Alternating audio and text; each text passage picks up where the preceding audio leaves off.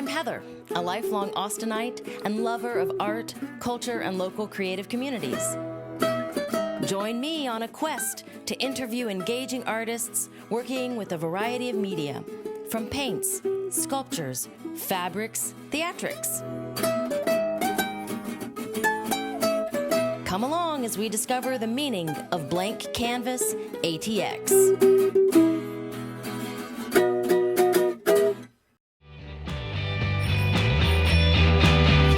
Don't stop, leave a message for me down the other side, or try to not stop, grip tight, roll, fight, let's fumble, shot, top, hypnotic, we're counting on. Hi everybody, we are here at ReWorks Studio with Shotzi and Willem, Yes. who are amazing craftspeople, and we're going to learn all about their craft and how and why they do what they do. So thank you for being with us at Blank Canvas ATX. Let's start with your origin stories. This is what's so exciting for me, is to understand how you became you. So where are y'all from? We're both from New Orleans, and that was really where our original art development began. When I was very young, the teachers at school said that I had a talent that was not being tapped into even in the school art programs. So when I was 9, I started working with someone who was, her name was Sadie Irvine. She was one of the leading Newcomb pottery developers in that whole Art Nouveau, Newcomb pottery time. And so she took me in. I was the only person that age that she was working with.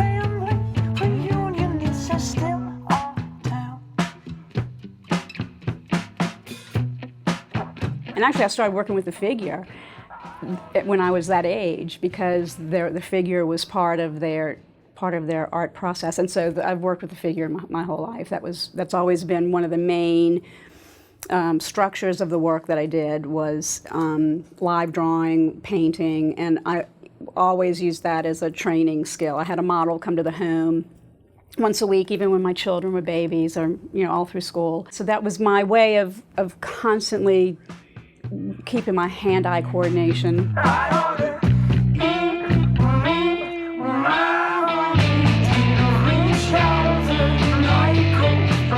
Well, I too was born in New Orleans, and my father was from Holland and my mother from New Orleans. And my mother had majored in art in New Orleans at Newcomb. She was an enormous influence, creative and artistic influence for me. We always had different creative projects going on at home, whether it was pottery, we had a kiln, I did photography, we did really an enormous variety of creative things, and I think that my mother would have to be probably my primary influence, not just even as a child or from an early age, but just her spirit was very influential for me, because she always encouraged me and my 3 younger sisters to, think about things in a creative way.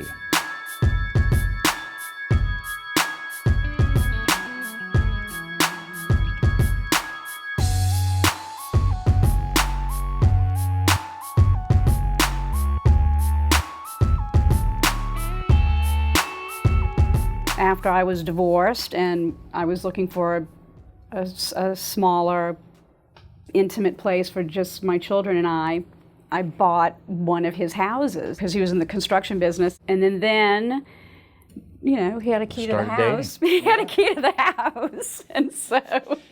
But we didn't start dating immediately. He was still dating somebody else. But I always had a major crush on him. All the juicy details.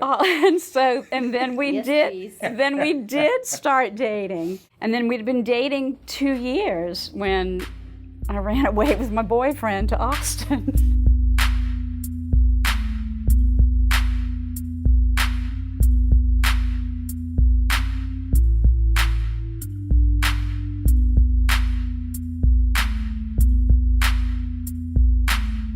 One thing that my mother did not educate us with regard to is simply the technicalities of making a living with whatever you decide you love as a creative form. I think there's a certain innocence when we're younger that, okay, I can do it.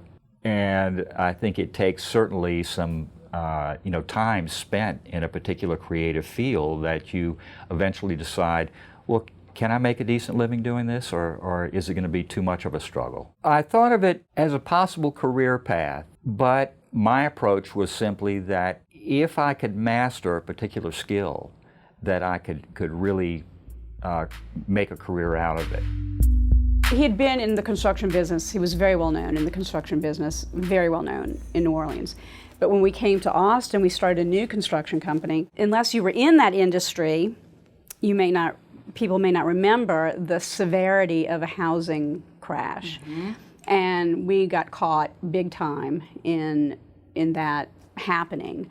And we were like, okay, we've just reinvented ourselves. What do we reinvent? How do we reinvent again? Willem he goes, okay, I've got it. I've got the new thing. And because he had always been, he'd always built handmade the lighting and done special buildings and build-outs for his spec properties.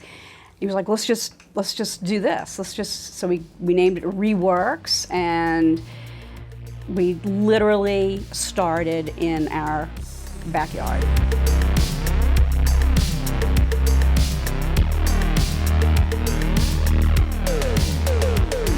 What we've tried to do is we love being able to get really beautiful architectural pieces, a lot of European pieces, and rework them into either functional tables, benches, lighting, but a lot of the older historic pieces, which really were beautiful when they were created, can basically be reworked to be maybe a little more modern and a little more at home either in a contemporary setting, a contemporary home. That's basically what ReWorks is. Growing up in New Orleans, we were very influenced by antiques, and I personally was very influenced with some of the home construction that I did using architectural pieces. Mm-hmm. And so we always liked antiques, and I had always been very hands-on with regard to the construction and design work that I was doing in New Orleans as a contractor. The flow of society was moving into a repurpose, restore kind of mindset.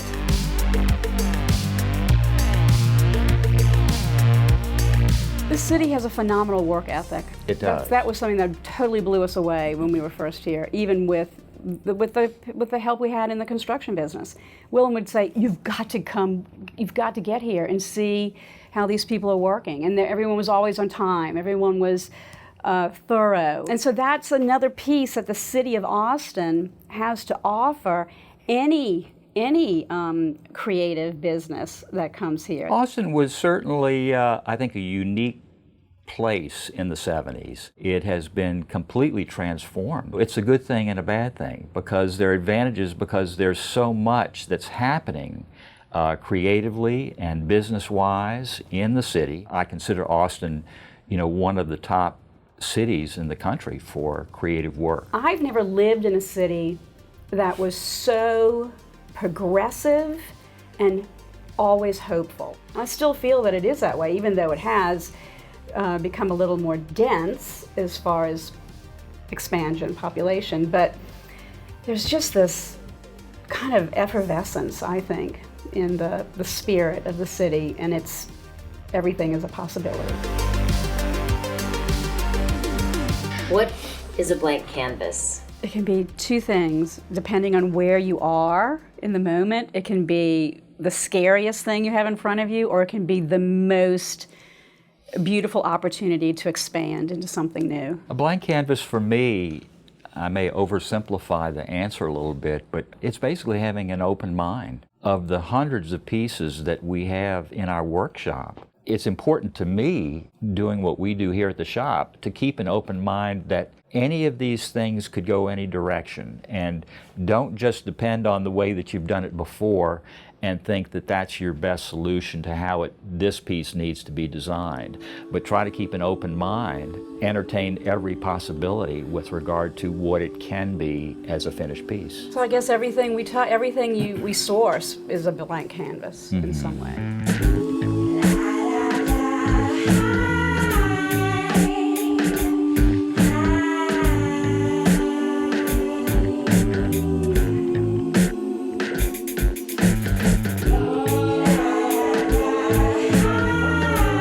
This I have as a reminder on my workspace that shows a pencil that I made, and originally this had lead in it, but I thought, well, you know, what can I do? Is there anything I could do with that? So anyway, I drilled out where the lead was and put a piece of steel rod in it and actually ground it down and marked a traditional pencil line on it. But to me, this was just a reminder that anything is possible, and to try to approach everything, again, with a clean slate and an open mind.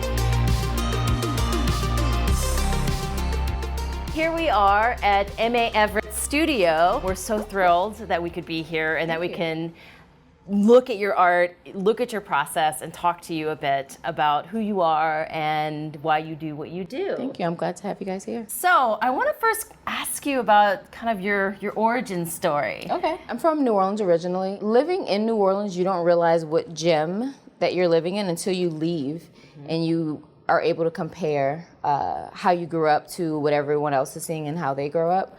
But living in New Orleans has given me a rich pool to pull from. Living around vibrancy and color and music all the time and being able to express myself at a young age with no one questioning why, because it's the norm there, has given me a lot of courage as an adult to just push the envelope in my art and just the way that I live.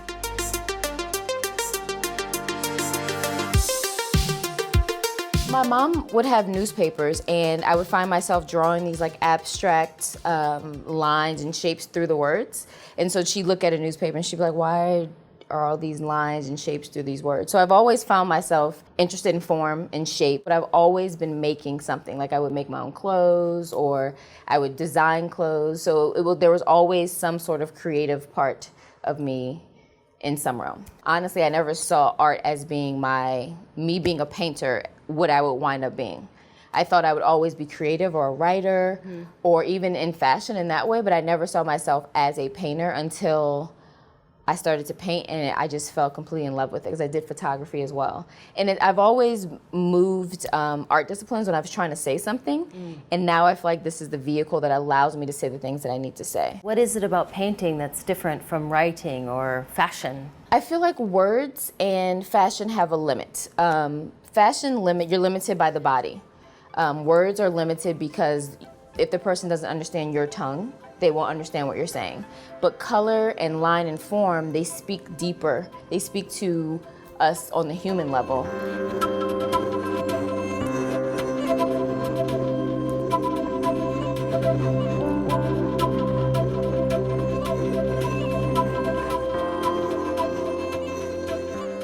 That's why I love paint so much, is because no matter who you are, you're gonna see something and resonate with this. Now, if I say something and you don't understand the word, or the word is pejorative to you, or you have some bias towards those words, you're not gonna hear what I'm actually trying to say. But if I give it to you in a line or a form or a color, it's up to you to decide and understand why you feel this way about what I've presented. And that's what I wanna pull out of people. I want people to look at this and to remind themselves of how they felt. And even my titles, they're sort of cryptic in a way because I don't want to tell you how to feel. And I think that's the most important thing is I want to communicate. And I think for the longest time, like growing up, people don't really always listen to kids. You say things and people don't always let you have that voice.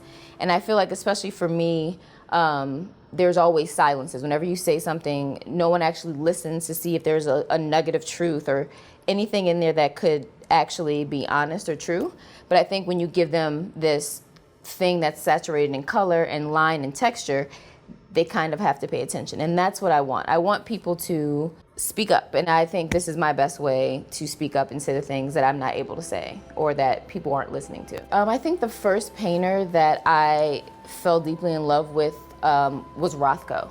He has these like saturated colors, and you're just enraptured when you're staring at them. And I wanted to do the same thing, like the same feeling, but not the exact same form. I didn't want to copy him, right?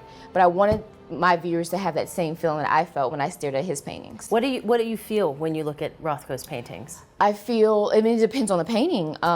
You know, his blues are this like sad, but also like, to me, like this strength and this honesty and saying I'm feeling this way, or listen to how I'm feeling. And I wanted people to get that same reaction when they look at my paintings. In some ways, the color becomes part of that dialogue, that internal conversation with your work. Yeah. And depending on the shade or the texture or the layers of the colors, it tells its own story. Right. Just the color alone tells a story. And I think that's important because there's a whole theory on color. Color is an indication of many things. You have green, that means life. Your grass is brown, it means it's dying. So you have this color that doesn't have a word to it, like doesn't have words, but you know what it means when you see this color. And I want all of my paintings to have that universal feeling of people who don't speak the same language that I speak or from the same culture can understand what I'm saying.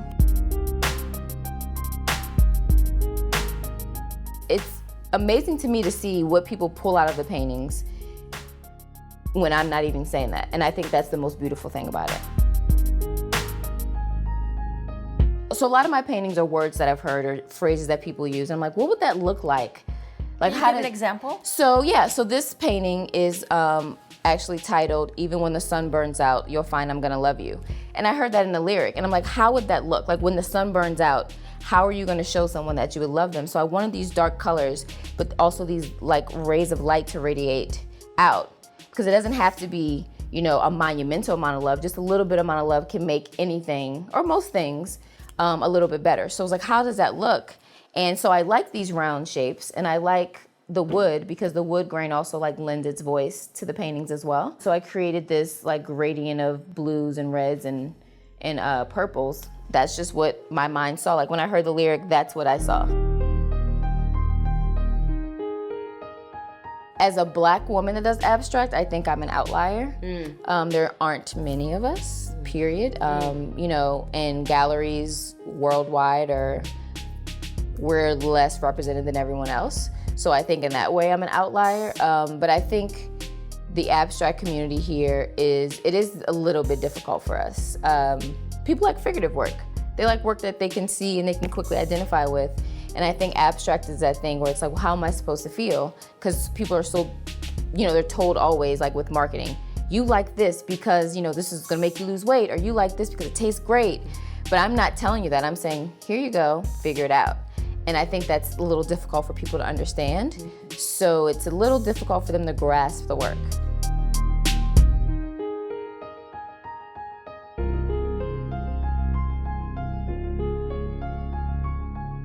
A lot of my work, I started looking at like Morse code. So my dad is Honduran. My dad is from Honduras, and he didn't pass over Spanish to us. And then I'm like, so what other languages do I have inside of me that I don't understand, that I don't know? And so I think it's very important when you have a child that's born to someone that speaks another language that's different from the majority of that country, they should know that, because that language to me still kind of lives inside of them. So in a lot of my work, you'll see full lines, or you'll see lines that have breaks in them, because it's kind of like in Morse code where they have a full and a stop and a break. And so each one will have either a round line or a soft line. So it's just like little things in there that I know for myself that if a viewer wanted to ask me, I would definitely tell them. But for me, that's like my own language.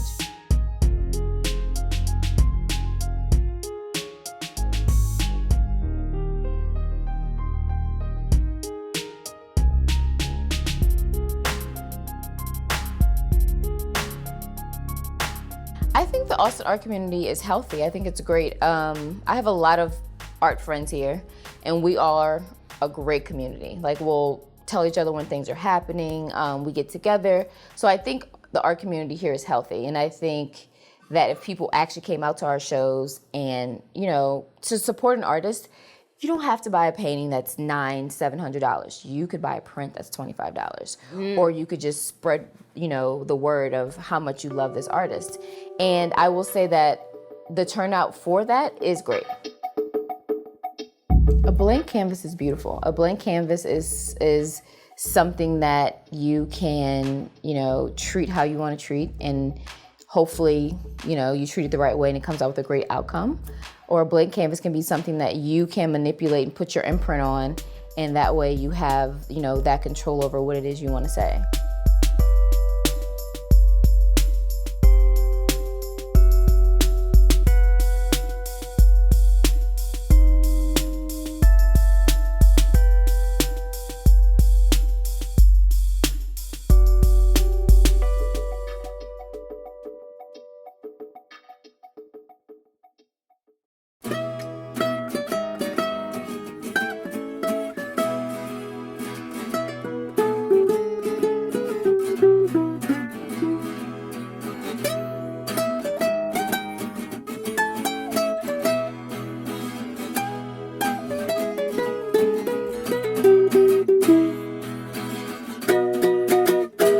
I like this blank canvas thing.